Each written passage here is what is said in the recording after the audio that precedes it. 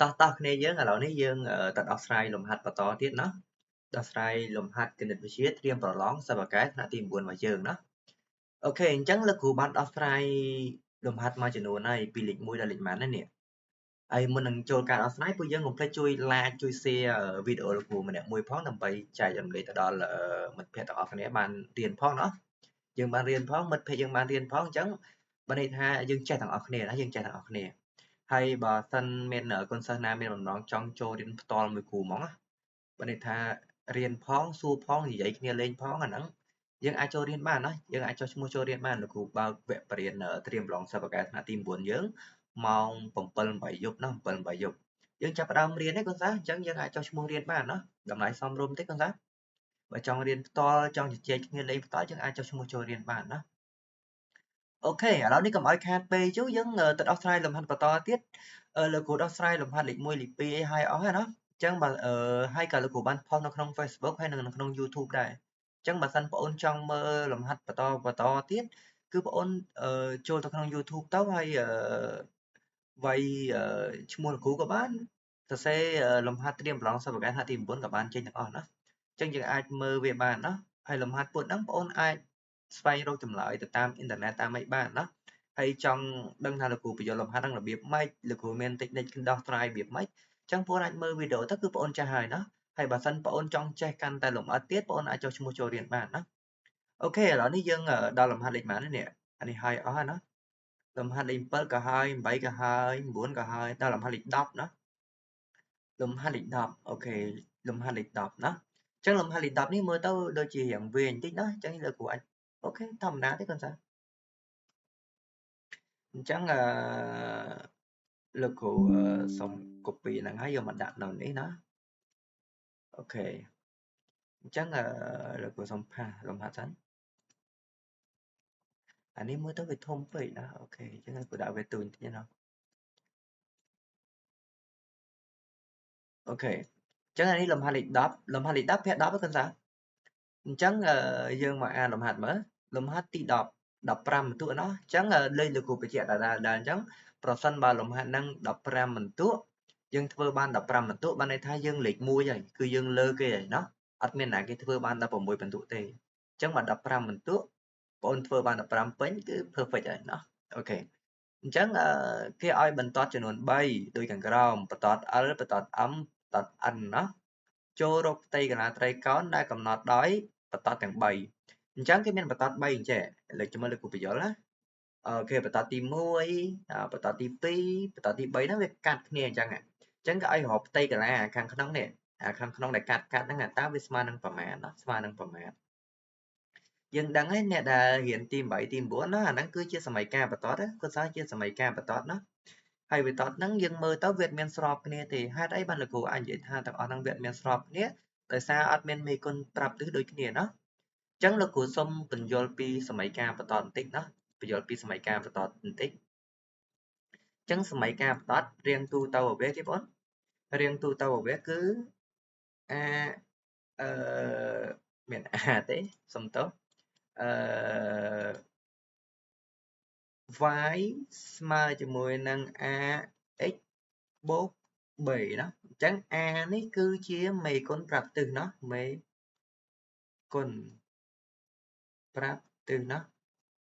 មេគុណប្រាប់ទិសអញ្ចឹងបើយើងចង់ដឹងថាបន្ទាត់ហ្នឹងវាកាត់គ្នាវាស្របគ្នាវាកាត់គ្នាអត់បន្ទាត់ហ្នឹងវាស្របគ្នាអត់លោកគ្រូសុំបិទ Telegram មួយសិនគាត់ថាឲ្យដល់ពេលបរិញ្ញាលើកណាគឺ Telegram វាឆាតមករំខានរហូតអញ្ចឹងយើងលោកគ្រូសុំបិទ Telegram មួយសិនTest Manager Telegram Desktop យើង end វាមកអូខេប៉ុណ្ណឹងបានហើយអូខេឥឡូវយើងចូលរៀនវិញអត់មាន Telegram ណាឆាតមករំខានទៀតទេអូខេអញ្ចឹងបើយើងចង់ដឹងថាអាបន្ទាត់ហ្នឹងវាកាត់គ្នាអត់យើងមើលមេគុណប្រាប់ទិសអានេះមេគុណប្រាប់ទិសវាដក1ចឹងអត់នេះដក1អានេះមេគុណប្រាប់ទិសវាដក5អានេះមេគុណប្រាប់ទិសវា1/3អញ្ចឹងប្រសិនបើមេគុណប្រាប់ទិសវាអត់ដូចគ្នាណាវាអត់ដូចគ្នាណាវាអត់ដូចគ្នាឬគឺមេគុណប្រាប់ទិសវាអត់ដូចគ្នាមានន័យថាវាអត់ស្របគ្នាទេបើអត់ស្របគ្នាមានន័យថាបន្ទាត់កាត់គ្នាណាបើបន្ទាត់ពីរអត់ស្របគ្នាអញ្ចឹង nè anh ấy bật sọp này chắc là Việt miền cái lạnh cát đấy chẳng trong bảo bật bị sọp này mà này thá Việt cung tại miền cái lạnh cát này thì nó chẳng như trăm phần năng ba này nó chắc anh ấy biết sao tầm khá này là của bờ ni về bánh trồng giá mấy màu là của tiền Việt lục bật cờ chẳng ok ok chắc dân trăm là phần năng bán rồi đó chắc là nó cứ sờ máy ca bật tọt nó sờ máy ca bật tọt ok mối tiết ở tia ho tha bật tọt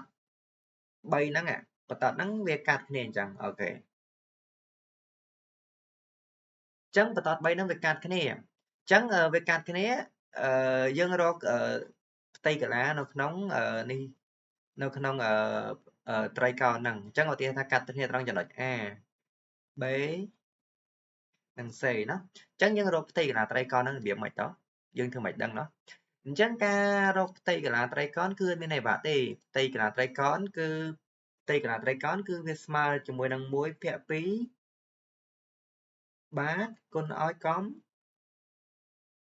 pua chắc bà dân họ bà dân đang tham với cắt cái trangចំណុច A ចំណុច B ចំណុច C អញ្ចឹងយើងដឹងហើយ B C គឺជាបាតដល់ពេលយើងចង់បានកម្ពស់យើងតម្លាក់ចំណោកែងវាមកគឺចំណុចកម្ពស់មកកែងជាមួយនឹងបាតเนาะគឺមកកែងពឹបហាអញ្ចឹងមកអញ្ចឹងបើសិនយើងដឹងចំណុចB យើងដឹងប្រវែងពី B មក C ហើយយើងដឹងកម្ពស់ A ហាគឺងាយស្រួលទេគឺ S ស្មើជាមួយនឹង1/2បាតរបស់យើងគឺ BC គុណជាមួយនឹង A ហាតែម្ដងឃើញចប់សពគ្រប់យើងយកតម្លៃលេខចំនួនចូលទៅគឺឃើញហើយเนาะអញ្ចឹងដំបូងផុតគឺលោកគ្រូត្រូវតែរកចំណុច A ចំណុច B ចំណុច C ឃើញសិនណាលោកគ្រូរកចំណុច A ចំណុច B ចំណុច C ឲ្យឃើញសិនណាចំណុច A ចំណុច B ចំណុច C ឃើញសិនអញ្ចឹងចំណុច A លោកគ្រូថាបន្ទាត់ AB នេះគឺជាបន្ទាត់ L ចុះហើយដល់ពេលបន្ទាត់ AC BC នេះនេះ B ពី B មក C នេះគឺជាបន្ទាត់ M ហើយពី A មក C នេះគឺជាបន្ទាត់ N ណាគឺជាបន្ទាត់ N ចុះចឹងយើងអាចធ្វើបានទេយើងធ្វើបានណាយើងធ្វើបានយើងអាចរកចំណុច A បានណាយើងអាចរកចំណុច A បានហើយយើងអាចរកចំណុច B បានចំណុច C បានយើងអាចរកចំណុច A របៀបម៉េចអញ្ចឹងចំណុច A វាកើតឡើងពីអីចំណុច A នេះកើតឡើងពីអីគឺកើតឡើងរវាងការកាត់បន្ទាត់ពីរគឺបន្ទាត់ L និងបន្ទាត់ N ណានេះអញ្ចឹងកាត់គ្នាគឺបន្ទាត់ L និង N ណានឹង N អញ្ចឹងដើម្បីរកបន្ទាត់ពីរនឹងកាត់គ្នាគឺគេដោះស្រាយប្រព័ន្ធសមីការណាគេដោះស្រាយប្រព័ន្ធសមីការ L ជាមួយនឹងសមីការ N ណាអញ្ចឹង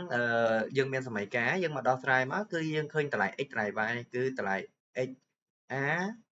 y a ឃើញអត់អញ្ចឹងងាយដល់ពេលអានេះគឺការកាត់រវាងគេបន្ទាត់ L និងបន្ទាត់ M ណាគឺកាត់បន្ទាត់ L និងបន្ទាត់ M នេះវាកាត់គ្នាអូខេអញ្ចឹងងាយយើងរកចំណុច A ចំណុច B ចំណុច C ហើយណាអូខេឥឡូវនេះហើយអាបន្ទាត់ហ្នឹងវារៀងរបៀបម៉េចបាច់ខ្មល់ទេអានេះគ្រាន់តែលោកគ្រូជារូបតំណាងណាជារូបតំណាងដើម្បីឲ្យអ្នកនរគ្នាយល់ណាអញ្ចឹងលោកគ្រូសុំសរសេរចម្លើយលំហាត់តាំងតែម្ដងទៅកុំឲ្យខាតពេលណាអូខេអញ្ចឹងលោកគ្រូសុំលោកគ្រូបញ្យល់ត្រួសមិញប្រហែលជាបងអូនមួយចំនួនគឺបងអូនយល់ហើយមានអ្នកមួយចំនួនអត់យល់ទេណាអ្នកមួយចំនួនគាត់យល់ហើយអញ្ចឹងយើងអាចដោះស្រាយតាមនេះបានអញ្ចឹងគាត់ថាអូខេឥឡូវនេះលោកគ្រូសុំលុបវាទៅចាមិននេះលោកគ្រូវាមាន slow មកអីអូខេអញ្ចឹងលោកគ្រូសុំដាក់ចម្លើយលោកគ្រូដាក់ថា answer មកអូខេហើយលំហាត់លេខ10រកផ្ទៃកាឡាដែលខណ្ឌដោយបន្តទាំង3ណាអញ្ចឹងយើងសរសេរខ្លីៗមកយើងដាក់ថា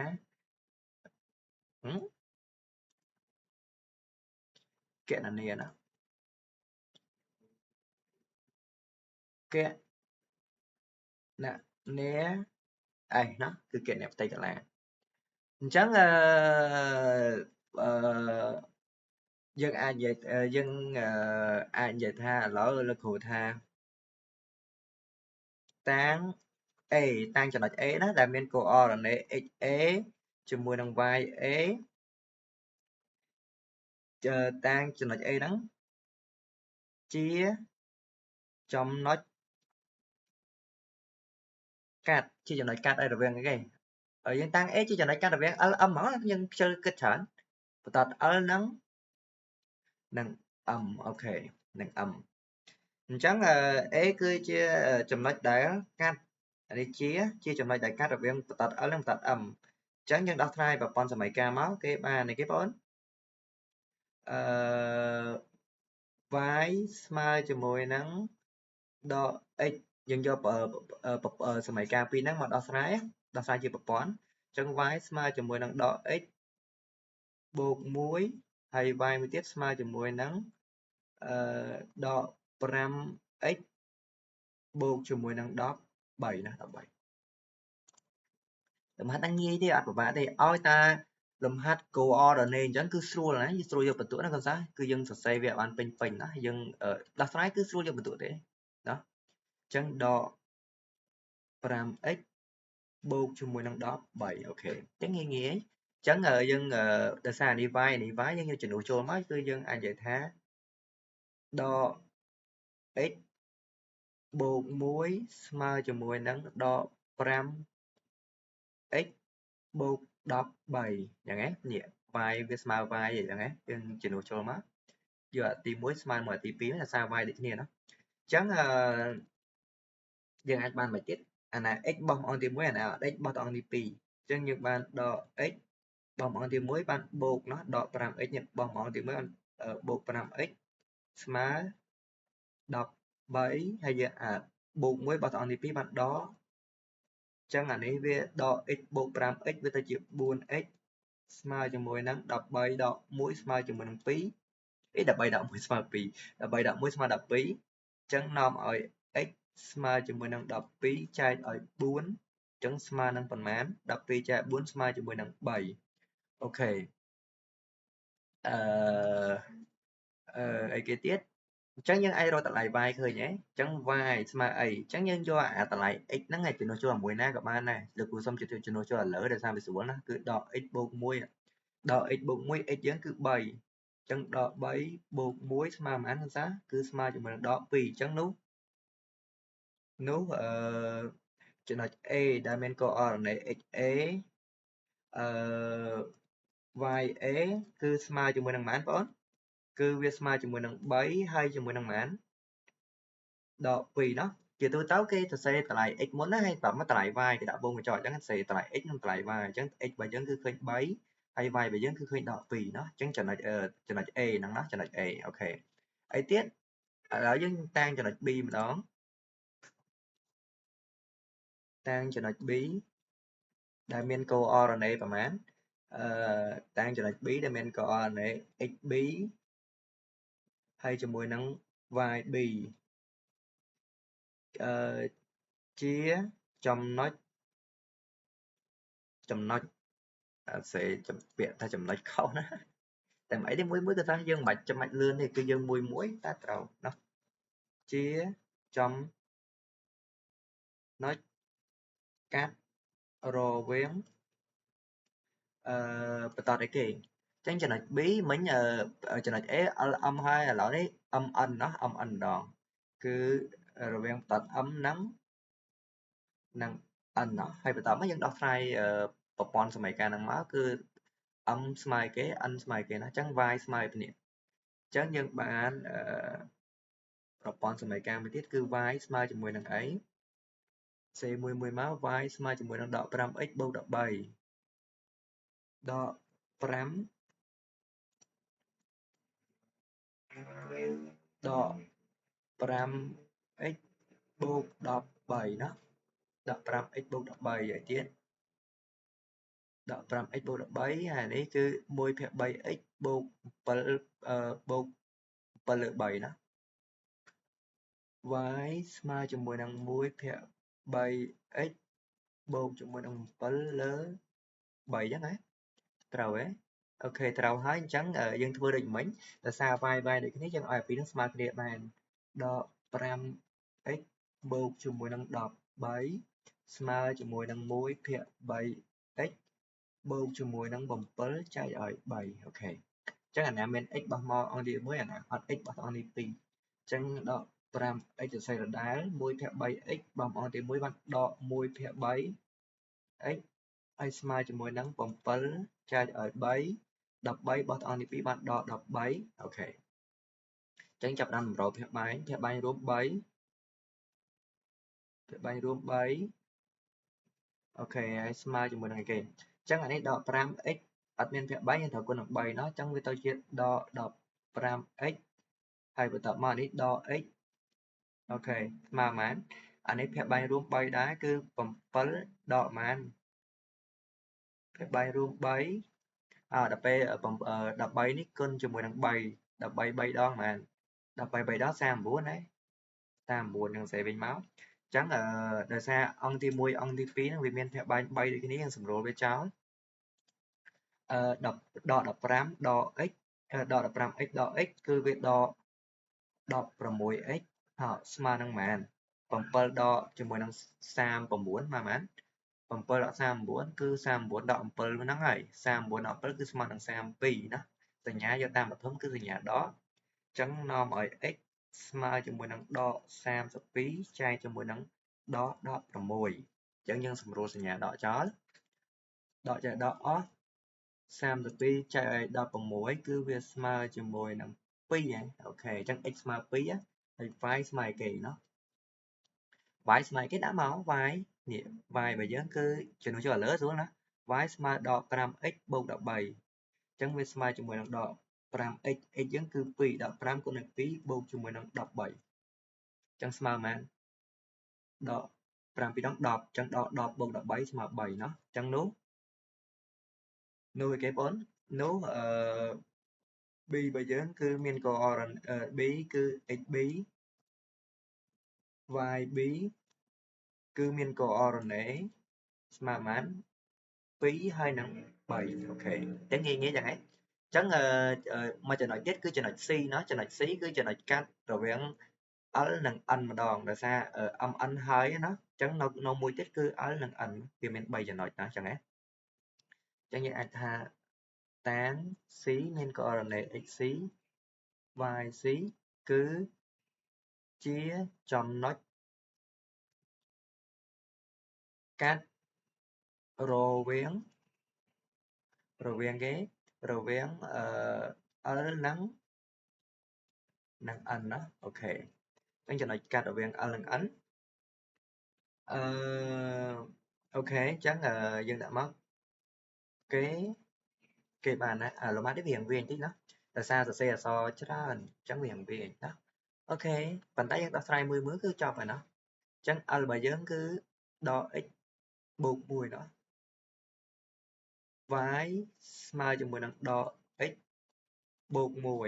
ដល់ពេល y មួយទៀតស្មើអី L ហើយណា n ដងជាមួយចំណុច n ម្ដង n គឺ1/3x បូក7/3ណា1/3x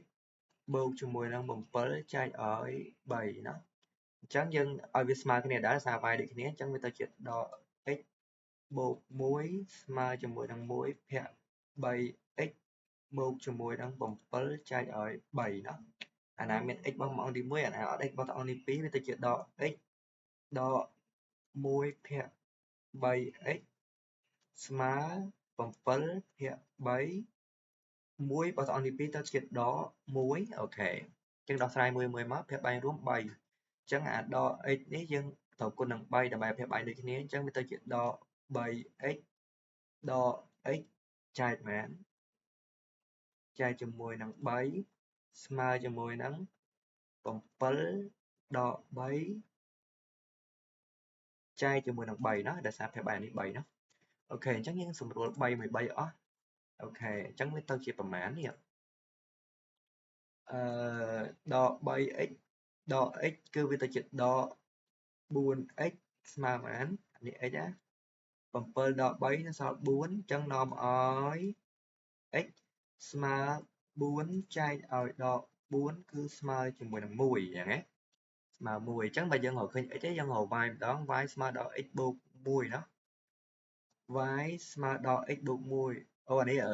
4ចែកឲ្យដល់4ស្មើប៉ុន្មានគឺថាមិនស្មើ1ស្មើប៉ុន្មានស្មើដល់1ណាវាចាត់ខុសកន្លែងហ្នឹងអូខេណា bố chạy đó cứ đỏ nó ok 4 chạy 4 với mà mùi chẳng với mà đỏ mùi ok đỏ x bột mùi nó đỏ x bột mùi chẳng biết tao chia đó đỏ muối hay bột cho mùi năng mùi chẳng sập sự đây máu đỏ là đỏ về tự bột mùi với tao chia phì chẳng nhưng anh vậy than nốt cho nó C và dân nên cô RNA X C cho mùi năng Y C cứ smile cho mùi năng mán đỏ muối năng phì nó rồi phân bà ôn xongចំណុច A B C ហ្នឹងណាចំណុច A ចំណុច B ចំណុច C ហ្នឹងក្នុងតម្រុយ coordinate ក៏ចេញដែរអត់មានអីពិបាកទេណាហើយបើយើងធ្វើមកដល់កន្លែងហ្នឹងបងប្អូនអាចធ្វើបានច្រើនរបៀបណាបងប្អូនអាចធ្វើតាមរូបមន្តហេរុងរូបមន្តឯផ្សេងបានអត់មានអីពិបាកទេណាអញ្ចឹងឥឡូវនេះលោកគ្រូនឹងនិយាយពីត្រីកោណឧទាហរណ៍ថាត្រីកោណមួយវាមានចំណុច A ចំណុច B ចំណុច C ណាចំណុច A ចំណុច B ហើយចំណុច C អញ្ចឹងលោកគ្រូអត់ខ្វល់ថាចំណុច A នេះគឺមានកអរណេប្រមាណចំណុច B ប្រមាណលោកគ្រូអត់ខ្វល់ទេប៉ុន្តែលោកគ្រូចង់ឲ្យបងអូនជ្រើសរើសអញ្ចឹង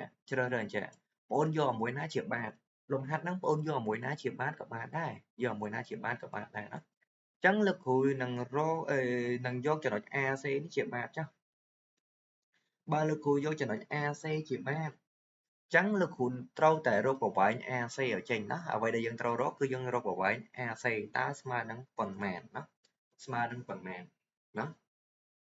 ហើយបន្ទាប់មកគឺលោកគ្រូរកប្រវែងពី B មកនេះរកប្រវែង B ហាស់នេះ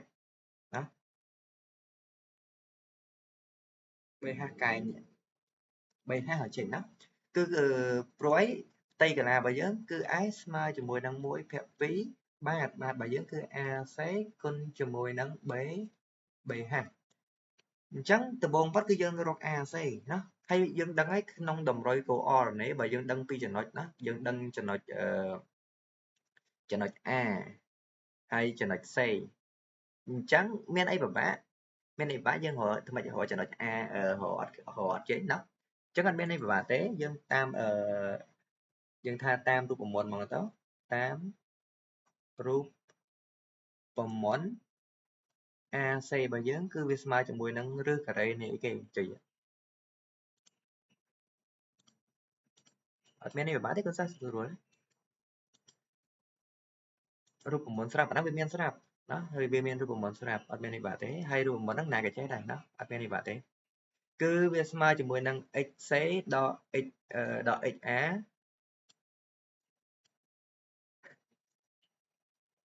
xa លើកជាការ៉េ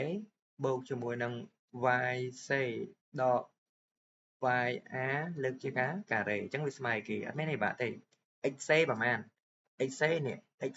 គឺដក1ណាដក1ដកឲ្យប៉ុន្មានអញ្ចឹង xc យើងមក xa មើល xa ណា xa នេះ xa គឺ3ណាដក1ដក3ណាដក1ដក3ទាំងអស់លើកជាការ៉េហើយបូកជាមួយនឹងប្រមាណ yc របស់យើងគឺ2ណា2នេះលេខ2នេះអត់2ដកប៉ុន្មានxa ប៉ុន្មាន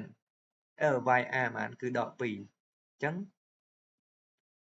ដកឲ្យដក2ណាអូខេហើយបិទវងកញ្ចក់មកឲ្យលើកជាការ៉េហើយទាំងអស់ហ្នឹងនៅក្នុងរឹសអាហ្នឹងគឺវាមានរូបមន្តស្រាប់ណាប្រវែងពីចំណុច1ទៅចំណុច1ណាគឺវាមានស្រាប់អញ្ចឹងអានេះវាស្មើជាមួយនឹងប៉ុន្មានដក1ដក3គឺវាស្មើជាមួយនឹងដក4លើកជាការ៉េ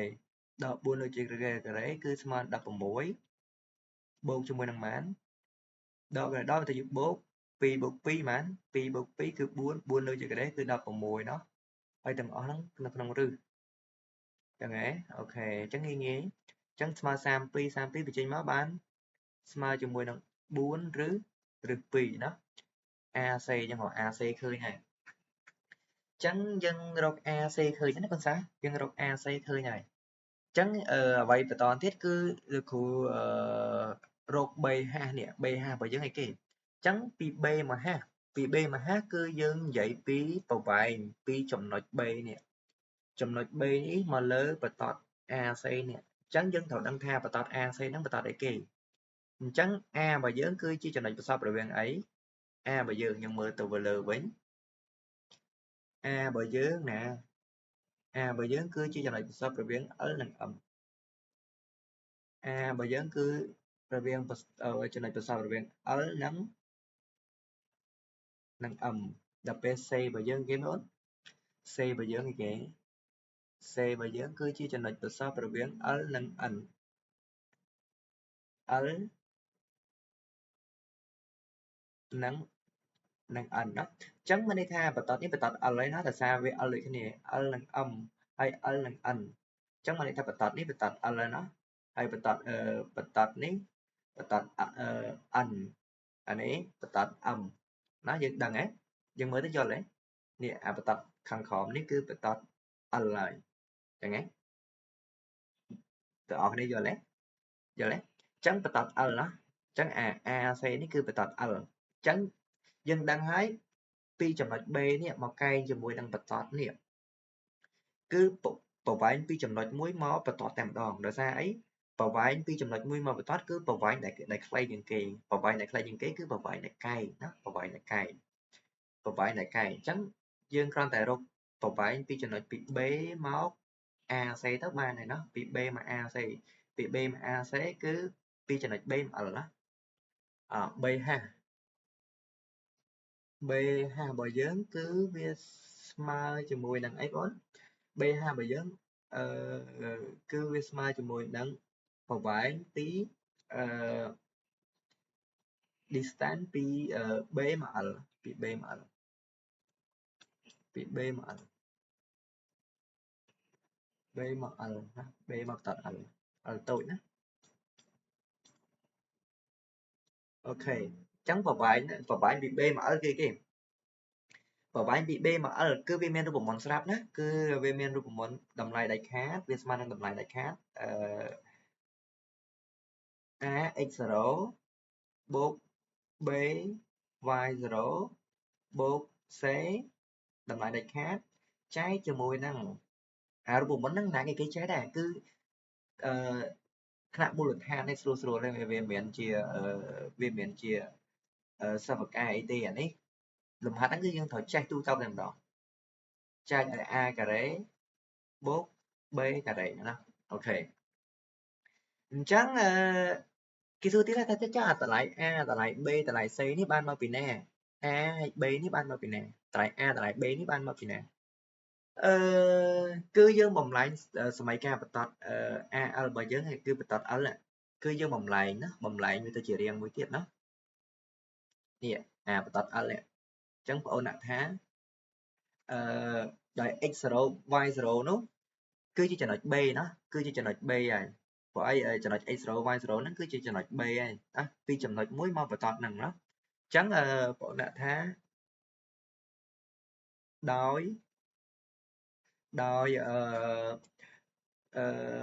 អានេះដាក់ B ហ្មងណាមិនដាក់ x0 y0 ស្អីនេះដាក់ B ហ្មង B ណា B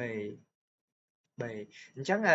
ចំណុច B របស់យើងគឺមានកូអរណេប៉ុន្មានចំណុច B យើងទៅមើលចំណុច B សិនមានកូអរណេប៉ុន្មានណាអូនេះ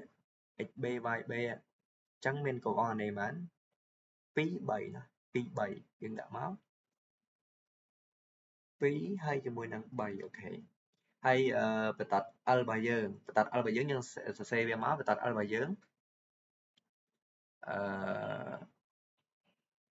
បន្ទាត់ L ណាបន្ទាត់ L នេះបន្ទាត់ L គឺ y ស្មើដល់ x បូក1ណាដល់ x បូក1